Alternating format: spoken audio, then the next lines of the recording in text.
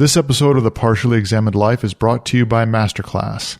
Learn from the best. Be your best. Masterclass. Oh my, Shopify. Sell online today.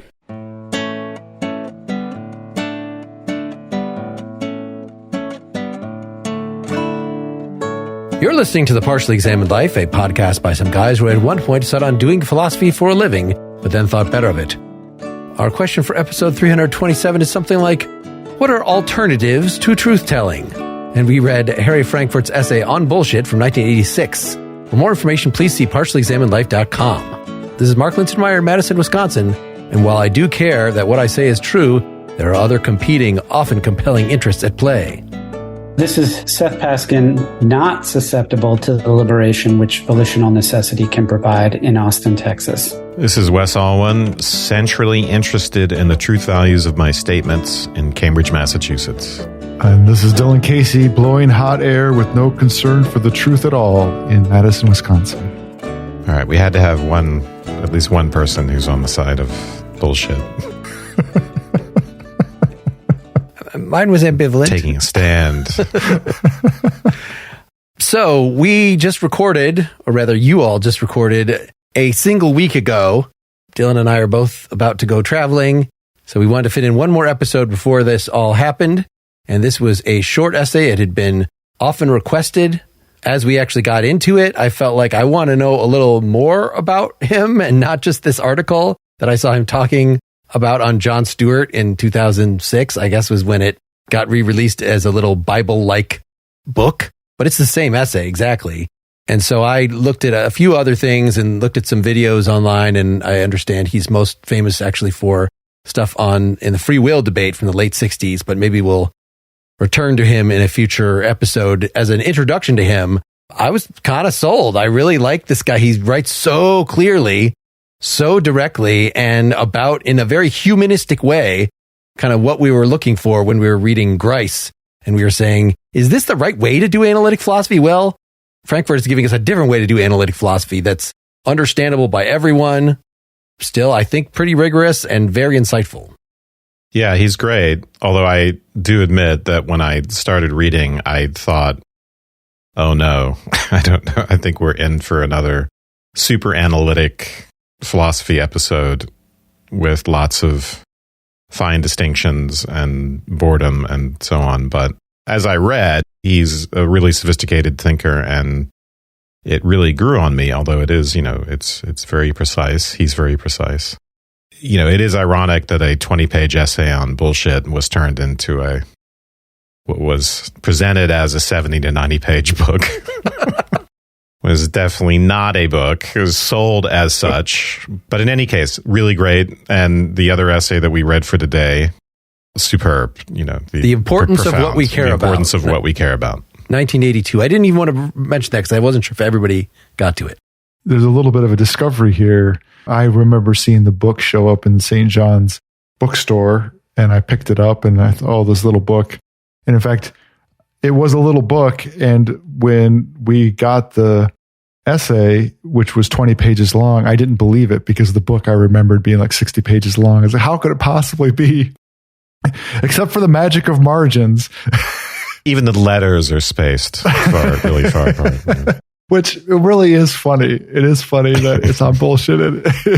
I completely agree about the clarity. One of the things after the first few pages that made me enamored with his style of analytic philosophy is his choice of examples are lively in a way that makes it much more interesting to read. Like, so at the beginning of On Bullshit, he starts engaging with Humbug, which I just thought served both purposes of being precise and something that he could unpack from previous analyses. This guy, Max Black, but starting out talking about bullshit by talking about Humbug, it just was delightful in a certain kind of way.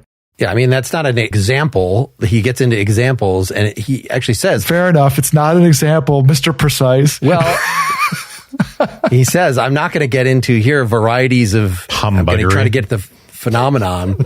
And so he's like doing he says, it's a very limited literature search here. Here's one book I found, Max Black's The Prevalence of Humbug, which I did download for us. I did not look at it. I felt like we got enough of it out of this. Yeah, we shouldn't ever read anything with the word humbug in the title, ever. It's bad enough that it was in the body of this essay. It made it seem like that was one of the first things that made me cautious. It made it seem like this might be outdated or something like that. But, Black's account of humbug is a really useful pivot point for him. It gives him a good starting point for talking about the structure of something which is similar to lying, but is not lying, and maybe bullshit, maybe the same thing, or maybe a bit different. So it's a good pivot point, and it provides him with a list of criteria that we can get into. And then at a certain point, it starts off modestly, right, by treating of humbug and Black's account, and then it just kind of explodes into something quite fascinating. Yeah, I will say, while I generally agree with the assessment, I don't think I was quite as enthusiastic as Mark was about. There are points at which it gets both essays we read were a little repetitive, which is maybe it's stylistic and maybe it was just me getting a little fatigued. But I did think that he does a very nice job of parsing, which is what Wes is pointing to, of saying like, here's this thing, it's important, bullshit in our society. It seems to be everywhere. Nobody's bothered to actually try to define what it is and get an understanding of it. That seems worthwhile. I've looked around the literature and here's what I've found, this guy's humbug essay. And he does a really great job of parsing it and then saying, here's where it's deficient with respect to what we want to explore. And boom, off he goes. If the greats could only get away with needing their 20 pages or their 67-page books instead of their 900-page, 3-volume critiques, we'd all be much better off.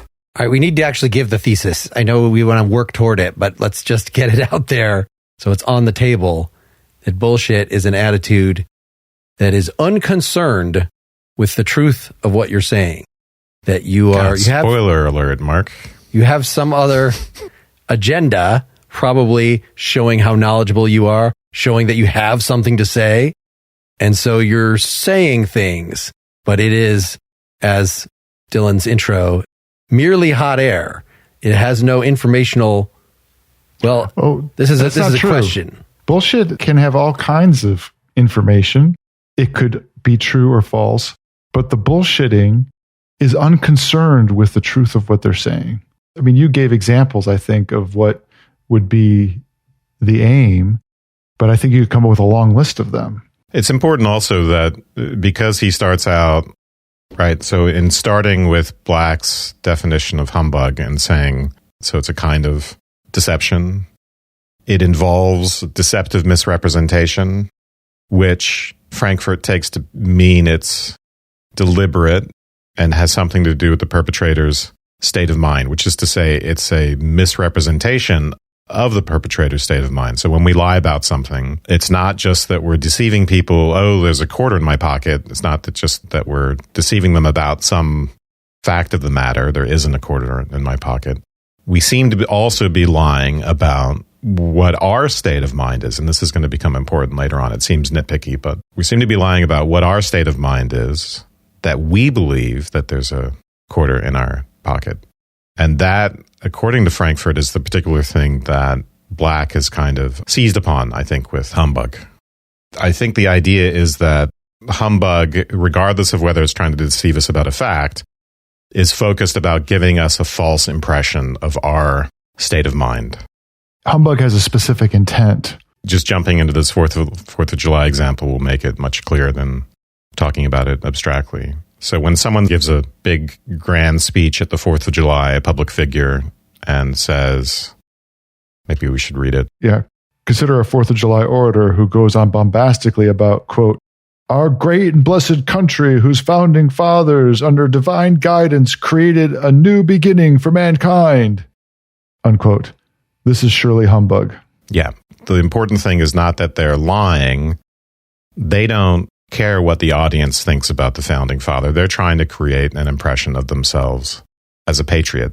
So this becomes kind of the key to bullshit, even though it really is just the beginning of the account. But, as Mark pointed out in the very beginning, lack of concern for the truth, as opposed to the desire to create a belief in something false in another, involving some factual matter.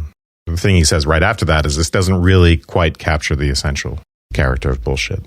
Yeah, I'm not thinking of this in the linear terms. I'm wanting to just jump ahead to another example that he gives, because this is one that he shares in common. This is Black's example, and this is going to also be bullshit according to Frankfurt. Another example that I think we could relate to in real life, because that one is just like any politician talking anytime ever. Yeah, it's a kind of overstatement. Yes, it's hyperbole. I think Frankfurt is going too far in that case by saying the speaker is not concerned either to inform you of the things that happened. He's only concerned with just giving you the impression that he is a patriotic person, right? So he's not even concerned with either showing that he believes this stuff or that making you believe this stuff, which would be the normal intention connected to Grice of making a factual statement, that it has some intended perlocutionary effect, to bring in a fancy word from Austin, that is over and beyond that. I don't know. I would think that you could, speaking in that way, you are actually, in addition to trying to, look impressive, you could actually be, this is the kind of thing like singing the national anthem or something, that saying these inspiring words is supposed to be the kind of thing that inspires group pride, a civic patriotism. And yes, it's a ceremony of sorts, but does that mean it is purely a self-serving ceremony?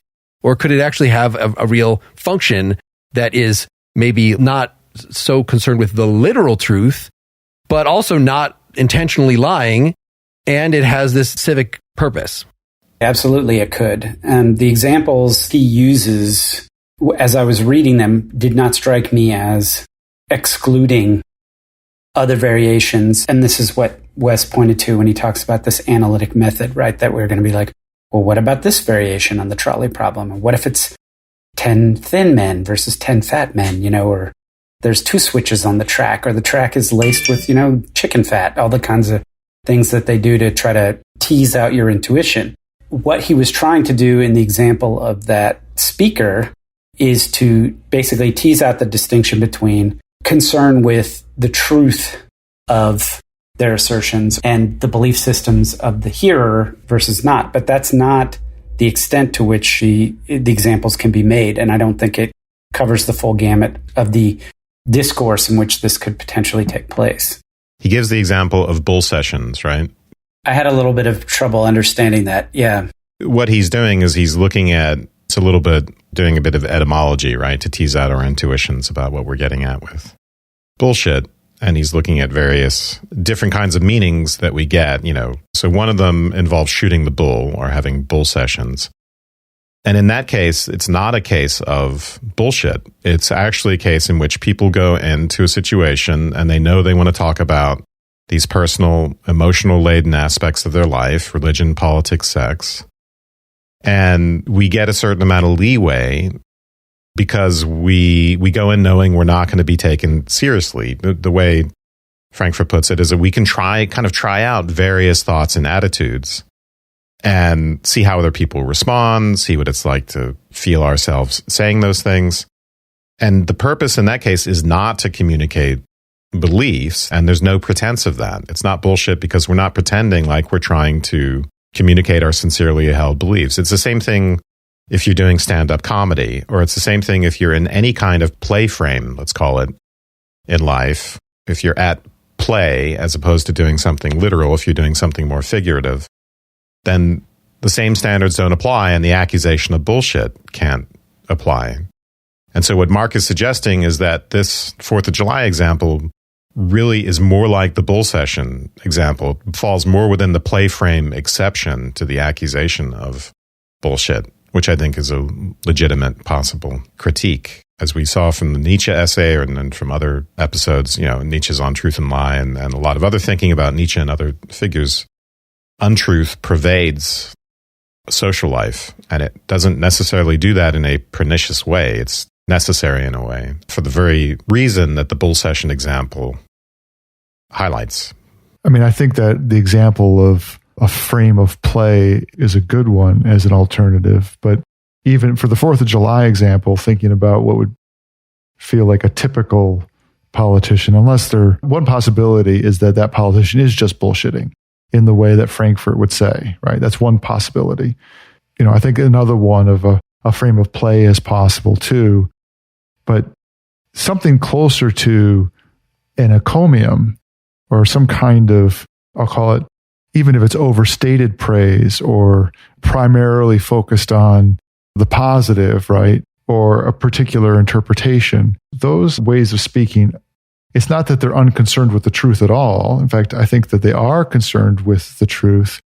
It might be not the whole truth, right? It's not like, a kind of speaker for the dead kind of thing where I'm going to speak the whole truth in some kind of balanced way about, a person that's passed. But it's still intended to reflect something truthful about the person. And that particular overstatement might not go all the way that far, but it's completely possible that the person speaking that is intending to frame something praiseworthy on purpose in that way. We should keep in mind that Frankfurt is elaborating on Black's account and giving it a charitable reading, trying to reinforce it, only to say that, in fact, this doesn't capture the essential character of bullshit. And it doesn't capture the essential character of bullshit because it turns out at the end of the essay, the misrepresentation at stake is not so much about the state of mind of the speaker, and in this case, whether or not they're trying to misrepresent themselves as, for instance, as a patriot. It's really about misrepresenting what it is they're up to, he'll say. It's misrepresenting the project that they are engaged in. So as long as everyone is on the same page and there's misrepresentation of what, if an activity is really figurative or rhetorical or whatever you want to call it, as long as that's not being misrepresented as being factual or something like that, then the accusation of bullshit, I don't think will land. I wonder about this play exception, because I had originally read, you reminded me that he actually says these bull sessions are not bullshit, that they're just bullshit adjacent for the reason that you just gave, that they allow a flexibility with the truth, allow a certain not caring whether you're saying is true or not, but it's within a particular context. And I had written in my notes next to that, locker room talk. That is this the reason that the infamous, grab them by the pussy, was taken as they were just having a bull session. It should be within the play exception. And it would be very, very ironic if, given that the whole reason that this is still a very vibrant article is because of Trump, is if we ended up giving Trump a pass because he's always engaged in the play exception. Oh, I'm just talking to my audience. But I got to think that, no, from Frankfurt's point of view, it is a paradigm case of bullshit. Trump, I think, transcends the distinction between bullshit and play. I think it is bullshit, but the excuse that he's giving is exactly what you say. So the excuse being given of locker room talk is saying that falls in the play exception. But this is the way in which a complete and utter inveterate bullshit artist works, is that they're completely unconcerned with the truth of the matter of anything. And so, as Frankfurt will say later, they'll say whatever they need to say to serve the purposes of the moment at any given time. And so there, it's a read of the moment that the way in which that comment during that interview would be acceptable socially is if it fell into the play exception of a bull session. And so that's what's said. That claim is bullshit. So I think, a better example is his rallies where he is manifestly involved in play in a certain sense. He's joking around. He's saying outrageous, literally untrue things, which he takes to be true at some emotional level. But the point is that, he does display this disregard for the literal truth. It's not about that, but he clearly is trying to create a certain impression or belief about what is or what is not the case in his audience. So I think in a way he's exploiting the play frame, which you can do for the sake of bullshit. In a weird way, you can take the play frame and subordinate it to the project of bullshit. So it gets very complicated. That's what I was trying to say about that locker room talk excuse, is exactly that. He's exploiting the play frame for his bullshit. Let's stop for just a second and talk about our sponsors. I've been trying to level up my cooking and really getting a lot out of Gordon Ramsay's class on restaurant recipes at home on Masterclass. In addition to watching him make a dish like crispy duck breast and coming away feeling like, hey, I can do that, I walk away from each class with an individual technique tidbit like cracking an egg on a flat surface or sweating the asparagus, don't brown it, for the puree, and applying that to my cooking in general, not just that particular recipe. This fall, learn from the best to become your best with Masterclass. From leadership to negotiating to creativity to cooking. Whether you're watching Masterclass on TV, listening in audio mode, in the app, or on their site, the quality speaks for itself.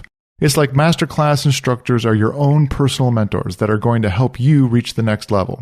How much would it cost to take one-on-one classes from the world's best?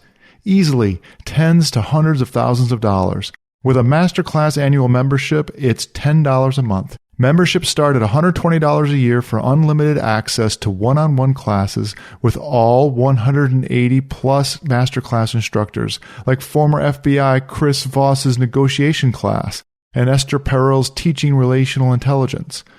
There are over 180 classes to pick from with new classes added every month, like Coffee by world champion barista Dale Harris that helped me kick up my espresso game. Boost your confidence and find practical takeaways that you can apply to your life and at work. And if you own a business or are a team leader, use Masterclass to empower and create future-ready employees and leaders. And right now, our listeners will get an additional 15% off an annual membership at masterclass.com/PEL. Get 15% off right now at masterclass.com/PEL.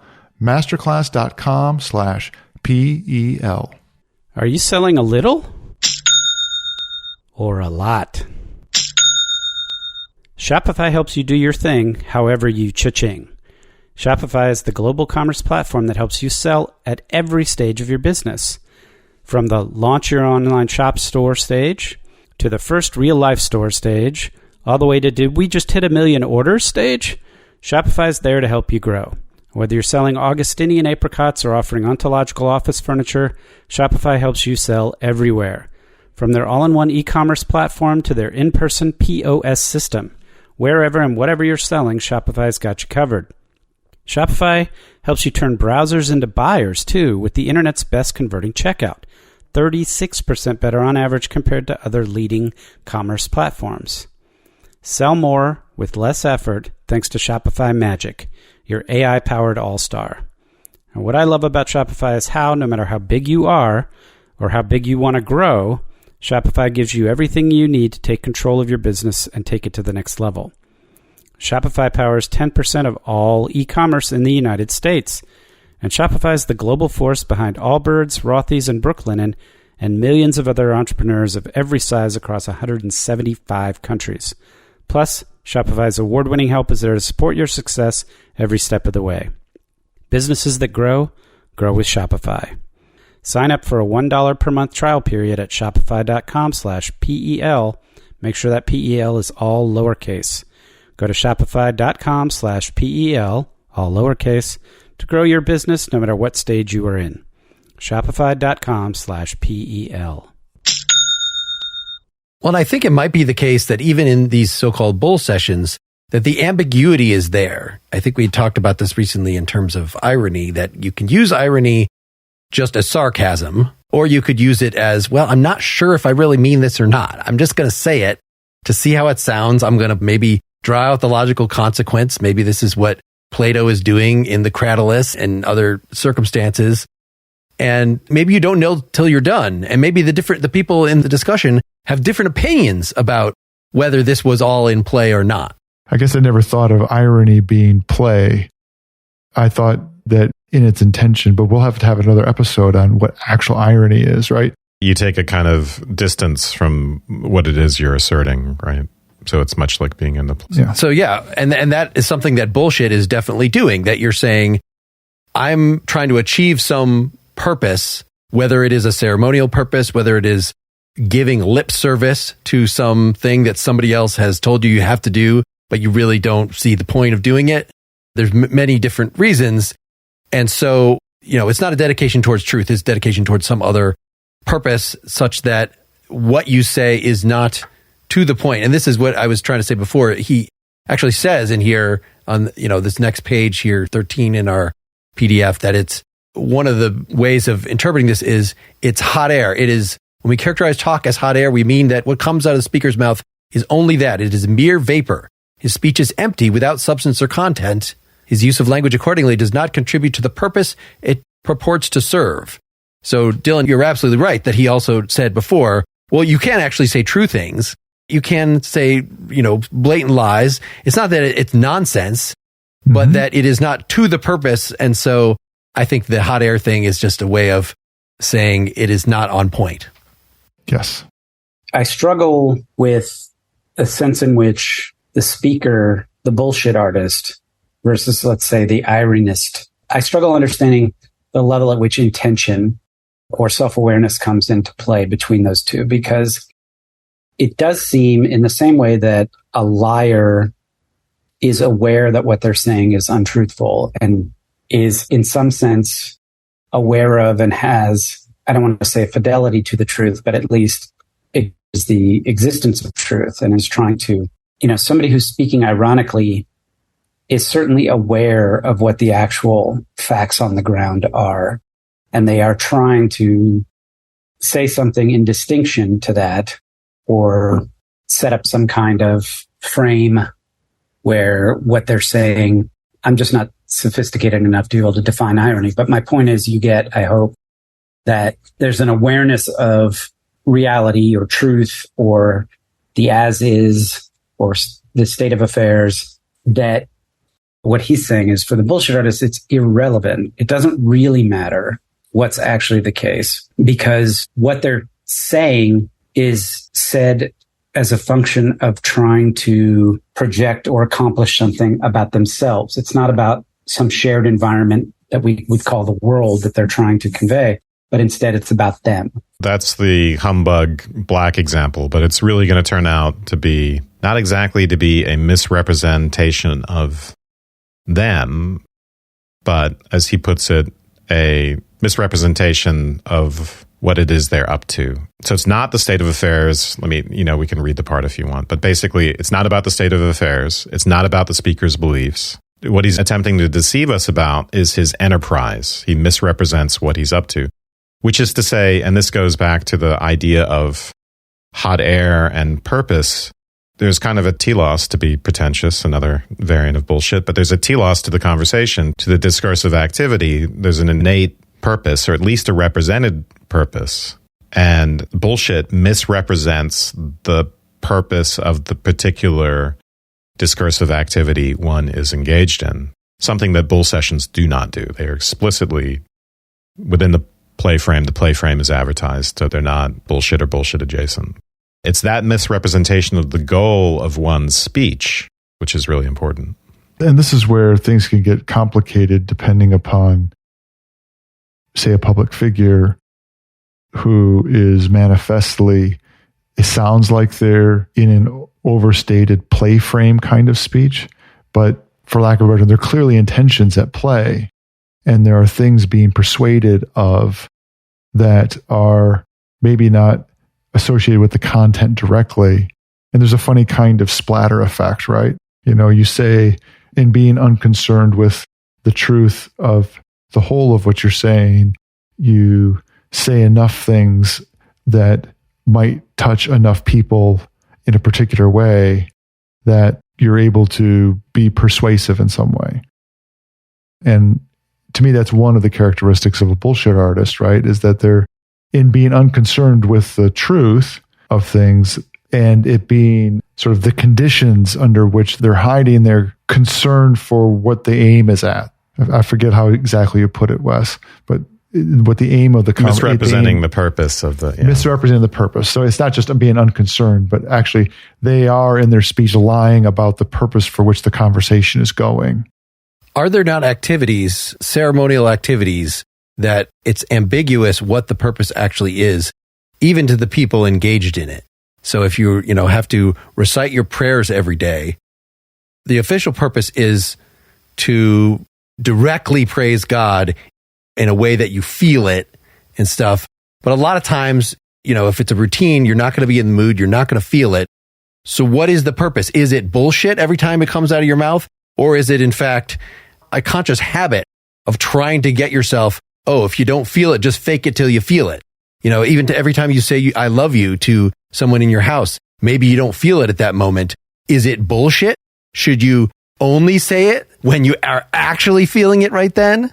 I think that's an interesting case. Like, let's take the prayer case, right? I think that people who do engage in that would talk about that as being a habit, that the purpose of that isn't necessarily entailed with the explicit praising of God only. It would be very sensible to talk about that as a habit that has an intention that's other than the content of the words, right? And I think people would say that about other kinds of social activities, right? This goes into the untruthfulness of social interactions, which aren't the same thing as lying interactions that Wes was referring to from Untruth and Lies. Yeah, I mean, I think, Mark, the example of saying I love you to someone you don't love would be a lie, not bullshit. But then there's the case of saying I love you to someone who you do love, but not.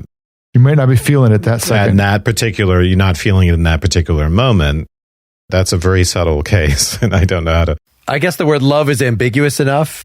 Yes, it's an ambiguous word. So I think you and Dylan are getting at something really important, which is this possible intrusion of the play frame or bull session exemption, or excuse, and many cases in which they're hard to distinguish. Even the person giving the 4th of July speech can say, look, I know the founding fathers weren't under divine guidance.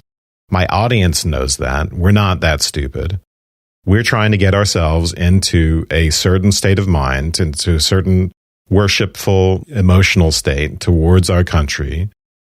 And those words reflect a kind of emotional truth, even if they don't reflect a literal truth. And that's the type of excuse you can make. And that may be true to some extent. It may be true for some of the audience and not for the others, or some speakers and not. And so there is always that ambiguity. And then when you get into, say, mythology and religion and even fiction and any other creative activity, no one thinks, right, that the novel is meant to be taken as the literal truth. Possibly it's meant to convey some deeper truth to us, but we all know what the deal is with that. We all know what the activity, what the novelist is purportedly up to. He's not disguising being a rug salesman as being a novelist so that we end up, why am I buying all these rugs after I read this amazing novel that told me what the meaning of life was, right? So the crucial thing is there's not a misrepresentation of the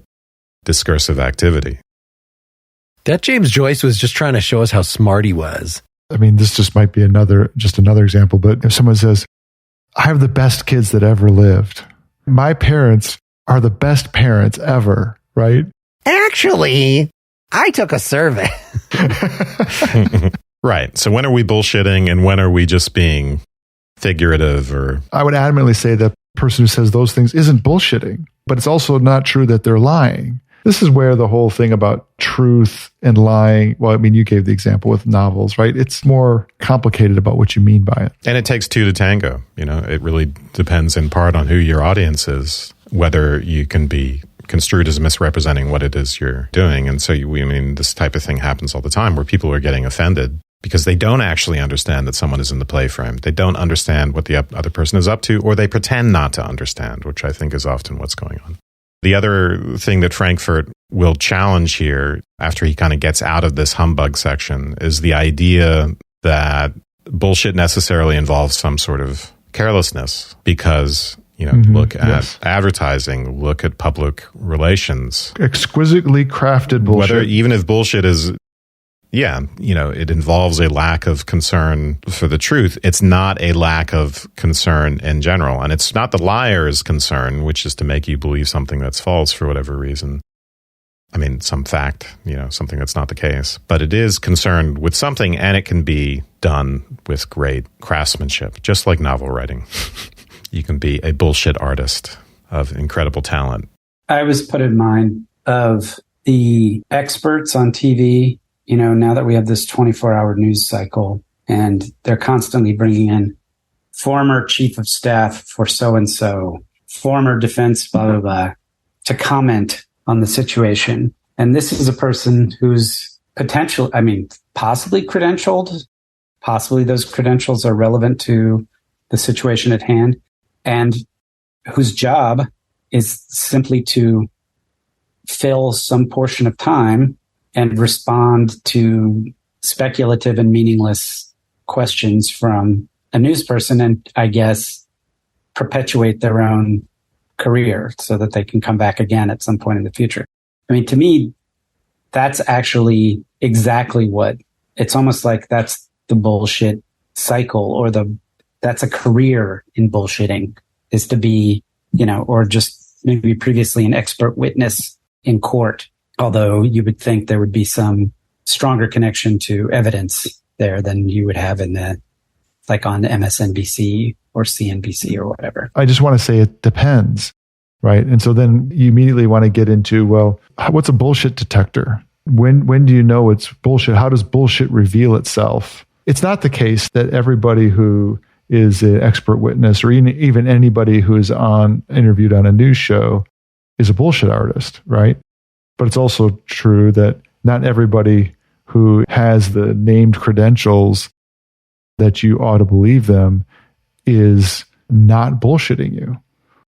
By the way, I wasn't claiming that everybody who does this. It just seems like it's a bullshit job, because your job is to come on and bullshit. Like, hey, we just got news that something happened. We don't have any details. We don't have any evidence. We've not heard from the local people on the ground. But 20 years ago, you served in a capacity where you might have seen something like this. So please tell us your opinion about what might be happening right now. What could be going on in their mind? What possibilities are being, that's a bullshit job. Could be bullshit in the sense that it purports to be informative, right? When its function really is to fill airtime. Might be informative, and then maybe everyone knows it's just for entertainment, in which case is that still bullshit? But it reminds me of what Frankfurt says when he asked the question why there is so much bullshit towards the end of the essay. And the answer is that people are required to talk about things that they don't actually know about. And part of that is a function of a democratic society in which we're all supposed to have opinions about everything and what's right and wrong and good and bad, and about political issues. So it becomes a part of our public life. And so naturally you would see it on television a lot, on news shows. But it reminded me of Plato. I'm surprised that Frankfurt never talks about Plato and the Gorgias and rhetoricians and sophists, because this is precisely the claim that Plato is making about rhetoric, which is that it is basically pandering to an audience by people who are not guided by the knowledge of the thing that they're purportedly giving an account of. They have some other aim, which is, ultimately to manipulate the audience. This is why I am skeptical, certainly, of the novelty of bullshit, which, Frankfurt doesn't make it a strong argument for the novelty of bullshit. He acknowledges that, it might just feel like there's a lot more bullshit than there used to be just because you get old and curmudgeonly or whatever. I don't know. You feel like everything was better in the past than it is now. But then he brings up like something like maybe it has to do with the proliferation of modes of communication or democracy. But Gorgias is a great example. But, even Odysseus, there's all kinds of things where even just I haven't read a lot of Cicero, but I'm sure that I can find Roman orators who are clearly bullshitting, right? And I'm just thinking about just market interactions, on the street. It just doesn't feel like bullshit is in any way new or novel. No, and I think you're right. I don't think makes the claim, but he does make the claim that it seems to be more prevalent. And that's probably a function more of, mass media and mass forms of communication. I do think there's something to the idea that culturally people feel more, maybe not. I was going to say, it used to be, right, they'd say like, opinions are like assholes. Everybody's got one. I feel like nowadays there's a pressure to have an opinion about everything that gets thrown in your face. It used to be that we read the news because we didn't know what was going on and we wanted to learn something about it. And maybe we would take in several different sources of information before we would try to form an opinion. But there was a perspective that I don't know. I'm just thinking about when I was growing up and I used to read the newspaper and be like, okay, give me a perspective on what's happening, stuff overseas. Now it feels like there is an implicit, at least, if not explicit, pressure to not just pass judgment on everything that's happening everywhere in the world, but to have some kind of emotional or moral response to it. And then it's actually, I think he says it in the essay or somewhere it's like, it's okay to say, I don't know, or it's okay to say, I have no opinion. I don't have enough evidence to make a decision about this. And that almost is the minority opinion now. That's the thing that's held. If you're not outraged, you haven't been paying attention. Surely you've seen that bumper sticker. And I'm sorry if that's the case. I'm skeptical that that's any different. The level of gossip and, since the printing press was invented, how many pamphlets and tabloids. I mean, I feel like the tabloid was invented the day after the Gutenberg Bible was printed on the printing press. And that wasn't because somebody had paper and all of a sudden they could come up with a gossip rag. That's just because of the way people interacted all the time anyway. And there's nothing new about that. Now, it might be that there's a kind of proliferation that's happened because of the way media has proliferated, that there's more of it in our lives. And so therefore, the experience with it is heightened because there's a higher volume. That might be true. And maybe there's something to think through about the toll that takes on us and the way it affects our lives, just the change in volume, the way in which the change of rate of technology affects us. Sure, but you would also think that there's an inverse effect, or at least of certain kinds of bullshit, you're going to get caught on. The Cliff Clavins of the world, the sitting with your friends, pretending that you are know-it-all when you're making shit up. When anybody can Google what you're saying right there and call you an asshole. Either you're seriously in the play mode and that is just a bull session, but it seems like somebody like that is actually, presenting themselves like this is how their self-esteem works. So immediately shooting them down should have some deleterious effect. Somebody on a political podcast talking about the way Joe Biden, because he's so old, it used to be that you could just go from town to town. And when somebody asks you a question, you could just oh, here's an anecdote and it's complete bullshit, but nobody's going to be able to fact check you right then. And, that is something that is, I don't know if it's actually lessening, but it's much more embarrassing when people do that now. Let me tell you about the time I stood up to corn pop. It's a bunch of malarkey. The other thing that Frankfurt points to, like Plato, is the link between bullshit and relativism, although Frankfurt uses the word skepticism. But the idea is that you can be so unconcerned with the truth as to deny that the truth matters, or that we have reliable access to the objective truth, or that the truth is worth seeking.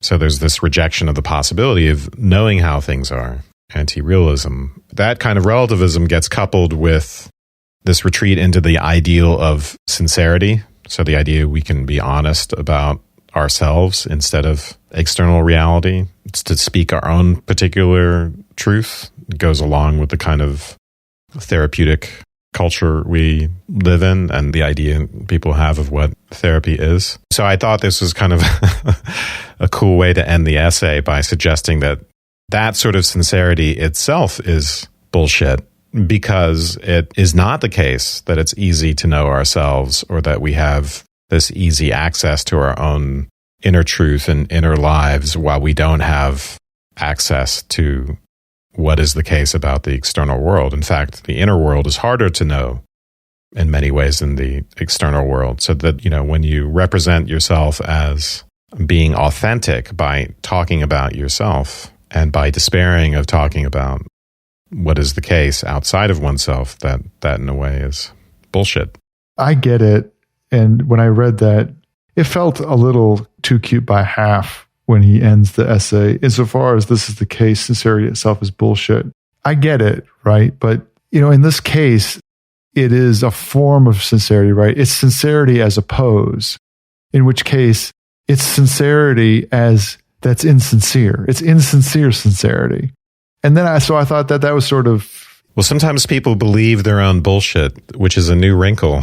It's a new wrinkle. It's a new wrinkle. Well, that seems a good place to stop. Let's come back next week and talk about the 1982 essay, The Importance of What We Care About, or become a Partially Examined Life Citizens, partiallyexaminedlife.com/support. And you can hear it right now. See ya.